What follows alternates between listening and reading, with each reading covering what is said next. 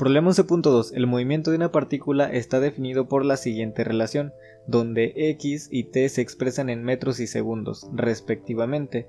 Me pide que determine la posición y la velocidad cuando la aceleración de la partícula es igual a 0. Anteriormente analizamos un ejercicio donde nos daba un tiempo y a partir de ese tiempo teníamos que analizar tanto la posición, la velocidad y la aceleración de la partícula. Aquí como tal no tenemos un tiempo definido. El tiempo lo vamos a calcular a partir de la aceleración. Cuando la aceleración sea 0, vamos a tener un tiempo. A partir de ese tiempo vamos a calcular la posición y la velocidad. Pero primero tenemos que hacer algunas derivadas para llegar a la ecuación de aceleración. Empezamos con el problema. De entrada vamos a tener los siguientes datos. Esta es la función de posición. X es igual a 12t al cubo menos 18t al cuadrado más 2t más 5. Esta es la función que describe la posición de la partícula con respecto al tiempo, es decir, cuando varía el tiempo, la posición de la partícula también lo hace. El análisis que tenemos es que debemos de encontrar la posición y la velocidad cuando la aceleración es igual a 0, es decir, encontrar el tiempo para cuando la aceleración es 0 y calcular la posición y la velocidad de la partícula. Y aquí abajo tenemos las fórmulas que vamos a estar utilizando, la derivada de una variable elevada a un exponente, la derivada de una constante, la derivada de una expresión lineal o de una función lineal. Y aquí tenemos dos fórmulas muy importantes que no vimos en el primer problema. La velocidad va a ser igual a la derivada de la posición respecto al tiempo y la derivada de la velocidad va a ser igual a la aceleración, es decir, la aceleración es igual a la derivada de la velocidad respecto a la variable tiempo. Aclarando todos estos puntos, empezamos con el primer paso, que es hacer las derivadas para obtener la ecuación de velocidad y la ecuación de aceleración.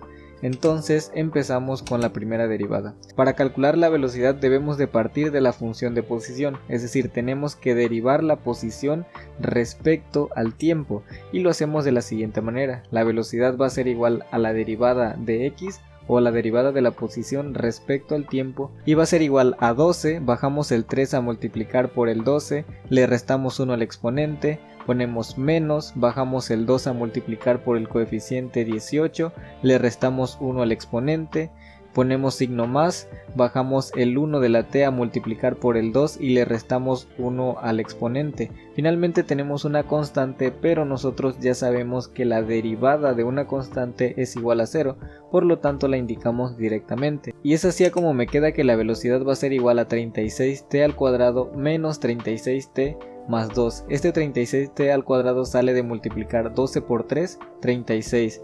Y si le restamos 1 al 3 del exponente de la variable t, me da t al cuadrado. Después ponemos signo menos, multiplicamos el 18 por el 2, 36. Y al exponente 2 le restamos 1 y me queda t. Finalmente sumamos el 2, que es el que tenemos aquí, porque al quedar una variable con exponente 0 se convierte a 1, y si esta expresión que tenemos en azul es 1, la tenemos que multiplicar por 1, que es igual a 1, por 2 me da 2, y es el que tenemos aquí abajo. Finalmente me queda que la velocidad va a ser igual a 36t al cuadrado menos 36t más 2. Ya tenemos la ecuación que describe la velocidad de la partícula respecto al tiempo. Cuando el tiempo varía, la velocidad también lo hace. Ahora tenemos que calcular la segunda derivada, que es la aceleración, la derivada respecto a la velocidad. Entonces partimos de la velocidad y calculamos su derivada. La aceleración va a ser igual a la derivada de la velocidad respecto al tiempo, y para derivar hacemos el mismo procedimiento que hicimos en el inciso A. Bajamos el exponente, le restamos 1, al igual que en el segundo, y la derivada de una constante es igual a 0, por lo tanto aquí ya no la ponemos. Entonces me queda que la aceleración va a ser igual a 72t menos 36, y como ya llegamos a la función que describe la aceleración de la partícula, podemos calcular el tiempo que no sabíamos al principio.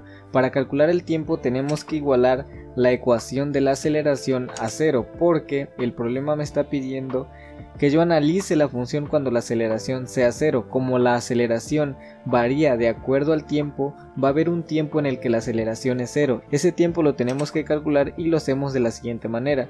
Igualamos a 0 toda la expresión, es decir 72t menos 36, la igualamos a 0 porque yo quiero saber en qué tiempo la aceleración vale 0. Por lo tanto, aquí ya empezamos a hacer un pequeño despeje pasando el 36 del lado derecho con signo positivo, y para obtener el valor de t simplemente dividimos 36 entre 72, lo que me da un valor de 0.5 segundos para el tiempo. En este tiempo la aceleración vale 0. Y como ya tenemos el tiempo para el cual la aceleración vale 0, ya podemos calcular la posición y la velocidad cuando la aceleración tiene este valor, es decir, 0. Entonces seguimos con el problema. Ya tenemos el tiempo definido, anteriormente no lo teníamos, ahora ya lo tenemos y tenemos que calcular la posición y la velocidad. Entonces empezamos calculando la velocidad de la partícula cuando el tiempo tiene un valor de 0.5 segundos.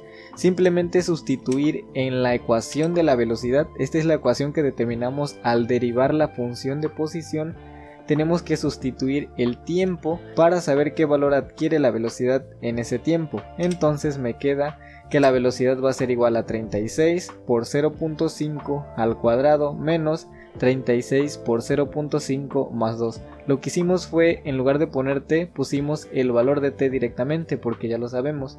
Entonces me da un valor de menos 7 metros sobre segundo.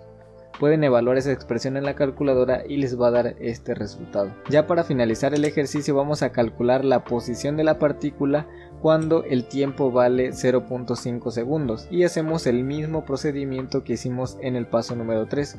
Tenemos que sustituir en la función de posición este tiempo. En cada t vamos a ir poniendo 0.5 y evaluando lo que nos indique cada término de la ecuación. Por lo tanto me queda de la siguiente manera, me va a quedar que x va a ser igual a 12 por 0.5 al cubo menos 18 por 0.5 al cuadrado más 2 por 0.5 más 5. Si evaluamos esta expresión en la calculadora me da un resultado para x de 3 metros y a partir de ahí podemos concluir lo siguiente: cuando la aceleración vale 0, la velocidad tiene un valor de menos 7 metros sobre segundos y la posición un valor de 3 metros. Hasta aquí se termina el ejercicio.